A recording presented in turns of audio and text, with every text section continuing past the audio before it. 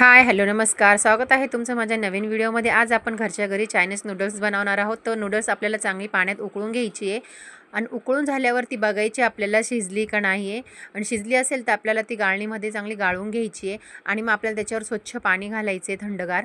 कारण की काय होतं, मग ती नूडल्स आहे ना चांगली मोकळी होते. मग आपल्याला जाडसर कांदा घालून तेलामध्ये तो तळून घ्यायचा आहे. मग त्याच्यामध्ये आपल्याला सोया सॉस आणि ग्रीन चिली सॉस आणि रेड चिली सॉस घालायचे आपल्याला त्याच्यामध्ये. मग लसणाची चटणी घालायची आणि मग त्याच्यामध्ये टोमॅटो केचप घालायचे, एकजीव करून घ्यायचे. मग आपल्याला त्याच्यामध्ये शेजवान चटणी टाकायची आणि परत ते एकजीव करून घ्यायचे ते आपल्याला.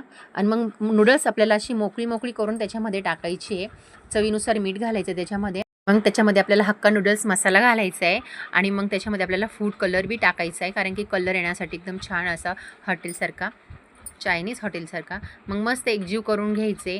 तयार आहे आपली नूडल्स. व्हिडिओ आवडला असेल तर लाईक करा, शेअर करा, सबस्क्राईब करा. बाय.